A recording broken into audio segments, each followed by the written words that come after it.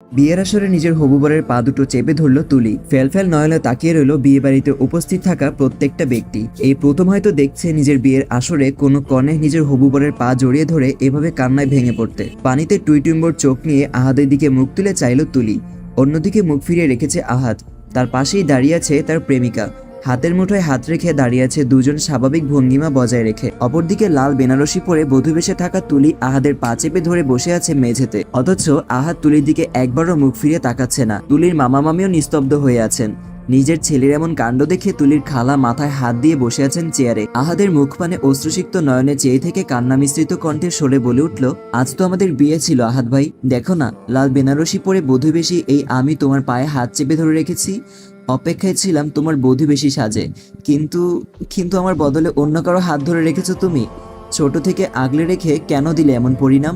বিয়ে করে নাও আমাকে আহাদ ভাই। তুলির অশ্রুসিক্ত কণ্ঠের আকুতি আহাদের মস্তিষ্ককে ছ্যাদ করে উঠল। নিজের দু চোখ বুজে আবারও মেলে দৃষ্টি নিবদ্ধ করল তুলির মায়াবী মুখখানাতে। নিষ্পাপ তুলি, শ্যামবতী কন্যা, অথচ অজস্র মায়ায় ভরপুর তার চেহারা। ডাগর ডাগর চোখে চিকচিক করছে জল। 17 বছরের মেয়েটাকে লাল টুকটুকে বেনারসিতে হুট করেই 27 বছরের রূপবতী মনে হচ্ছে আহাদের কাছে। নিজের ঠোঁট দুটো ভিজিয়ে নিল সে। শুকিয়ে গেল গলা। পাশে দাঁড়ানো ঝুমুর হাতটা আঁকড়ে ধরলো আরো শক্ত করে। কঠিন গলায় বলে উঠল, আমি ঝুমুকে ভালোবাসি তুলি, তোকে আমি কখনোই ভালোবাসিনি। আমি জানতামই না খালামণি আমাদের বিয়ে ঠিক করে রেখেছিলেন আগে থেকেই। কিন্তু বিশ্বাস কর, আমি তোকে নীতির মতো করে ছোট বোন ভেবে আগলে রেখেছি সর্বদা। মা যে হুট করে বিয়ের আয়োজন করে ফেলবে বুঝতে পারিনি আমি। তুই আমায় ক্ষমা করে দে তুলি। আহাদের পা দুটো ছেড়ে বহু কষ্টে উঠে দাঁড়ালো তুলি। ভারী বেনারসিটা ছোট্ট তুলির জন্য বহন করা খুব একটা সোজা নয়। আহাদও ঝুমুর দিকে এক পলক চাইল সে। আহাদের কাছাকাছি দাঁড়িয়ে কঠিন স্বরে বলে উঠল, অন্য কাউকে ভালোবাসলে কেন আমায় বিয়ের আসর অব্দি আনলে? কেন আমার ছোট্ট মনটাতে তোমরা সবাই মিলে আঘাত হানলে? আমি তো বিয়ের জন্য প্রস্তুত ছিলাম না আহাদ ভাই, তোমরা সবাই মিলেই তো আমাকে। কথাগুলো বলতে বলতে মামা মামির দিকে চোখ বুলালো তুলি। চিৎকার করে বলল, শান্তি হয়েছে তোমাদের? হয়েছে শান্তি? আমার বিয়ে দেওয়ার জন্য তো উঠে পড়ে লেগেছিলে, দাও এবার বিয়ে দাও আমাকে। সহ্য করতে পারছিলে না তো আমাকে, বিদায় করো এখন। যার সাথে পারবে তার সাথেই বিয়ে দিয়ে দাও এখন। কানাঘুষা শুরু হয়ে গেল পুরো বিয়ে বাড়িতে। ভারী শাড়িটা আগলে নিয়ে পা বাড়াতেই ফ্লোরে ঢলে পড়ল তুলি। আতকে উঠল আহাদ। এগিয়ে আসতে নিলে বাধা প্রদান করলেন তুলির মামা। উনি নিজেই কোলে করে রুমে নিয়ে গেলেন তুলিকে। সাথে সাথেই মুখ বাঁকালো তুলির মামি। ননদির দিকে তাকিয়ে বললেন, ছেলের কুকীর্তি দেখেছো হিমা? কেমন ঠকালো মেয়েটাকে। অসহায় চোখে আহাদের দিকে তাকালেন হিমা বেগম। কঠোর স্বরে বলে উঠলেন, আমার ছেলে কুকীর্তি করেছে নাকি আপনিও ভাইয়া উঠে পড়ে লেগেছিলেন তুলিকে বিদায় করতে? তুলি তো বোঝা হয়ে গিয়েছিল আপনাদের উপর। আমি কত করে বলেছি একবার ছেলে মেয়েদের মতামত জেনে নেই, কিন্তু আপনিও ভাইয়া মিলে আমায় জোর করলেন বিয়েটার জন্য।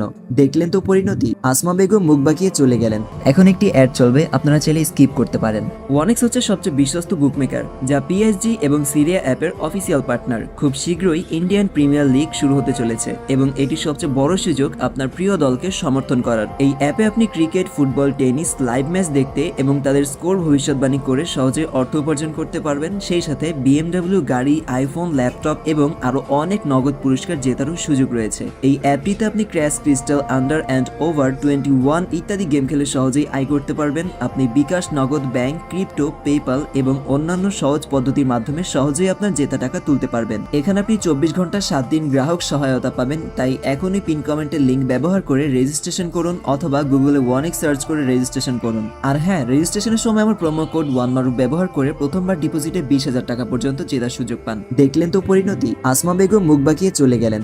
তুলির মামা এসে হতাশার নিঃশ্বাস ফেলে হিমা বেগমের উদ্দেশ্যে বলে উঠলেন, আহাদ ও মেয়েটার বিয়ের ব্যবস্থা করো হিমা। সাথে সাথেই বিচলিত কণ্ঠে প্রশ্ন করলো আহাদ, তুলি কি ঠিক আছে মামা? ওর এই অবস্থার জন্য তুমি ও আমরা সবাই দায়ী, তাই এই প্রশ্নটা করা মানায় না তোমার। দমে গেল আহাদ। বিয়েবাড়ির সকলে চলে গেলেন একে একে। তুলির মায়ের চাচাতো বোন ও ওনার হাজবেন্ড এসেছিলেন। ওনারাও চুপ করে বসে আছেন ড্রয়িং রুমে। তুলি 17 বছরের এক কিশোরী কন্যা। বাবা মাকে হারিয়েছে প্রায় বছরখানেক গড়াবে। মামার সাথে বাবার বিজনেস ছিল, সেখানে তুলির কিছু প্রাপ্য আছে, সেই সুবাদে মামার বাড়িতেই তার বসবাস। চাচা আছেন একজন, কিন্তু 12 বছরের তুলিকে পালন করতে রাজি ছিলেন না তারা।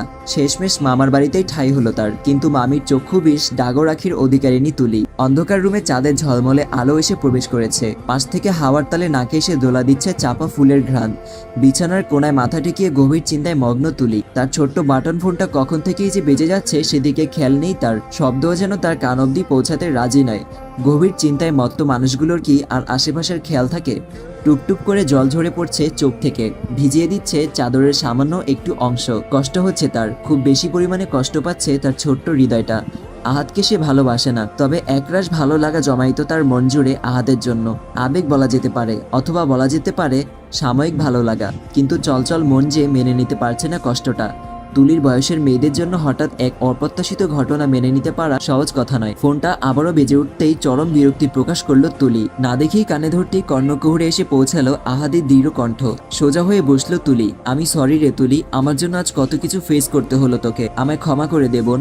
বোন বলেছো, আবার ক্ষমাও চাইছো? যদি পারো তবে দোয়া করবে তোমার ছোট্ট বোনের হৃৎপিণ্ড যেন এক রাজকুমার এসে কবজা করে নেয়। অবাকের শীর্ষ পর্যায়ে পৌঁছে গেল আহাদ। নরম স্বরে বলে উঠল, তুই অনেক কষ্ট পেয়েছিস তাই না তুলি? জানিস, তুই যখন আমার পায়ে ধরেছিলি তখন মনে হচ্ছিল কেউ আমার কলিজা ছিঁড়ে নিয়ে যাচ্ছে। কিন্তু আমি অসহায় ছিলাম তুলি। যেই মেয়েটা আমার জন্য নিজের পরিবার ত্যাগ করে চলে এসেছে ঢাকা থেকে, তাকে আমি কিভাবে ফিরিয়ে দিতাম বল? তোকে বিয়ে করলে তোদের দুজনকেই ঠকানো হতো। আমি খুব ঘাবড়ে গিয়েছিলাম তুলি। মামা এত তাড়াহুড়োয় বিয়েটা ঠিক করলো যে আমি কোনো সিদ্ধান্তই নিতে পারছিলাম না। দয়া করে আমায় ক্ষমা করে দিস। কিছু বলল না তুলি। কল কেটে ফোনটা ফেলে দিল বিছানায়। চোখের অশ্রু এখনো গাল বেয়ে গড়িয়ে পড়ছে। ভালো নাই বাসুক, ভালো লাগা তো ছিল। প্রেমিক পুরুষ না হোক, এক মুহূর্তের জন্য হলেও তার অতি চঞ্চল কিশোরী মনটা স্বামীরূপে আহাদকে কল্পনা তো করেছিল। আজ আহাদ তার ছোট্ট মন ভঙ্গ করেছে। হয়তো সময়ের স্রোতে একদিন আহাদের মনও ভঙ্গ হবে। গাড়ি ছুটে চলেছে সুদূরে কোথাও। ফাল্গুনের মৃদু মৃদু বাতাস পাল্লা দিয়ে উড়িয়ে চলেছে তুলির খোলা চুল। মৃদু মৃদু বাতাস শীতের রক্ষতা দূর করে মনকে উদাস করে দিচ্ছে। ঋতুরাজ বসন্তের প্রকৃতি সেজে উঠেছে নতুন রূপে, কিন্তু তুলির মনে কেন ঘোর অমানিসার সমাহার। কিশোরী বয়সের আবেগ কেন চলচল তুলিকে দমিয়ে দিচ্ছে। তুলি কখনো এর আগে ঢাকায় আসেনি, আজ প্রথম ঢাকার উদ্দেশ্যে ছুটে চলেছে সে। মাথায় কারো হাতের স্পর্শ পেতেই আলতো হাসলো তুলি। একটা নদী দেখিয়ে বলল, দেখো না খালামণি, নদীটা কি সুন্দর। তুলির দিকে চেয়ে মুখে হাসি ফুটে উঠল মিসেস সায়রার।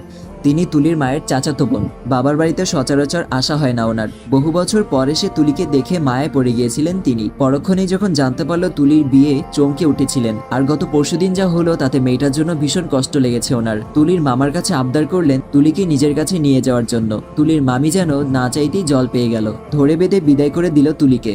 তুলির খারাপ লাগেনি, একটুও খারাপ লাগেনি। এই শহরে আর থাকতেই চায় না সে। তার মন তো নিজের মতো করে উঠতে চায় অন্য কোনো শহরে। কিশোরী বয়সটাই এমন। আহাদের চেহারা দেখে ব্যথিত হতেও সে রাজি নয়। তবুও বেহায়া কষ্টকে আর এত সহজে ছেড়ে দিতে রাজি হয়? ড্রয়িং রুমে বসে আছে তুলি। সায়রার দুই মেয়ে ইনশিতা ও আমরিন ড্যাব ড্যাব চোখে তাকিয়ে আছে তুলির দিকে।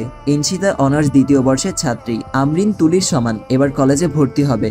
ইনশিতা ও আমরিনের কাছে তুলিকে ভীষণ ভালো লেগেছে। ভীষণ। কেমন মায়াবী চেহারার মেয়েটা, আর এসেই কেমন মিশে গেছে ওদের দুজনের সাথে। পকপক করার জন্য যে তুলি নামক মেয়েটা ওস্তাদ তা বুঝতে বাকি নেই ইনশিতার। তাদের বাড়িতে তো আগে থেকেই এক অত্যন্ত রাগী গুমরমুখ মানুষের বসবাস। এখন তো এক পকপক রানীও চলে এসেছে। এবার মনে হচ্ছে বাড়িটা একদম পরিপূর্ণ হয়েছে। প্রচন্ড টায়ার্ড তুলি বিছানায় শুয়েই চোখ দুটো বুজে নিল। খুব সুন্দর বাড়িটা। দুপুরে এসেই ফ্রেশ হয়ে ঘুরে ঘুরে দেখছে আমরিনের সাথে। আমরিন ও ইনশিতাকে বেশ ভালোই লেগেছে তার। এখন তার মনটা একটু শান্তি চায়, একটু বসন্তের মাঝে হারিয়ে যেতে চায়। সন্ধ্যের আকাশ জুড়ে রক্তিম আভার মেলা। ছাদে অজস্র নয়ন তারার ছড়াছড়ি। ইনশিতার সাথে এসেছিল ছাদে। কোনো এক কাজে নিচে গিয়েছিল ইনশিতা। তখন থেকেই একা দাঁড়িয়ে গায়ে হাওয়া লাগাচ্ছে ছাদের কার্নিশ ঘেঁষে। হঠাৎ ঘাড়ে উত্তপ্ত নিঃশ্বাস অনুভব করতেই চমকে উঠল তুলি। ভয়ার্ত মন নিয়ে উল্টো ঘুরতেই তাল সামলাতে না পেরে ভারসাম্য হারিয়ে পড়ে যেতে নিলে তার কোমর জড়িয়ে একদম কাছে টেনে নিল কেউ। মানুষটার বুকের কিছু অংশ খামচে ধরে চোখ খুলে তাকাতেই ধুকধুক করা হৃৎপিণ্ড স্পন্দিত হতে লাগলো প্রচন্ড গতিতে। নীলাভ চোখ, এই প্রথম নীলাভ চোখের মনি দেখছে তুলি। সুদর্শন এক যুবক তার কোমর জড়িয়ে চেয়ে আছে তার দিকে ভ্রু কুচকে। কি সুন্দর ছেলেটা। তুলির অবুঝ বোন হঠাৎই বলে উঠল কথাটা। মুখে নিরল স্বভাব এনে ছেলেটা গম্ভীর প্রশ্ন করে বসলো, কে আপনি? এখানে কি করছেন? কি বলবে তুলি? তার গলা তো শুকিয়ে কাঠ। এভাবে প্রথমবার কোনো পুরুষের এতটা কাছাকাছি সে। এভাবে কাছ থেকে কখনো কোনো ছেলেকে দেখা হয়নি তার। নীরবতা যেন তাকে আশ্রে পৃষ্ঠে আঁকড়ে ধরছে। হ্যাচকা টান অনুভব করতেই নিজেকে আবিষ্কার করলো ছেলেটার বুকের মধ্যে। হৃদস্পন্দন এসে কানে বাড়ি খেতে লাগলো বারবার। ঢোক গিলল তুলি। মুখ তুলে তাকালো নীল পাঞ্জাবি পরা ছেলেটার মুখের দিকে। ছেলেটার চোখে মুখে বিরক্তির আভা ফুটে আছে। কিছুটা সরে এসে কাঁপা কাঁপা কণ্ঠে জবাব দিল, আমি তুলি। আচমকাই সম্মুখে দাঁড়ানো ব্যক্তিটার মুখে হাসি ফুটে উঠল, চোখে ফুটে উঠল মুগ্ধতা। ঠোঁট দুটো আরেকটু প্রসারিত করে তুলির একদম কাছে এগিয়ে এসে বলল, কুমিল্লার তুলা। অজান্তেই মাথা দুলালো তুলি। ছেলেটা মুচকি হেসে যেতে যেতে বলে গেল, অবেলায় ছাদে থাকলে পেতনিতে ধরবে তুলা, নিচে নেমে এসো। তুলি যেন কোনো মোহে আটকে পড়ে আছে। পরক্ষণেই ছেলেটা যাওয়ার পথে তাকিয়ে একটা কথায় মাথায় আসতেই মুখ হা হয়ে গেল তার। নিজেই বিড়বিড় করে বলতে লাগলো, কুমিল্লার তুলা। আসসালামু আলাইকুম এভরিওয়ান। আজকের পর্বটা একটু ছোট করে দিলাম কারণ আপনাদের মতামতেরও একটা বিষয় আছে। আপনাদের কাছে যদি গল্পটা ভালো লাগে তাহলে অবশ্যই এই গল্পটা কন্টিনিউ করা হবে, আর যদি আপনাদের কাছে এটা ভালো না লাগে তাহলে আপনারা চাইলে আমি এই গল্পটা চেঞ্জ করে দিতে পারি।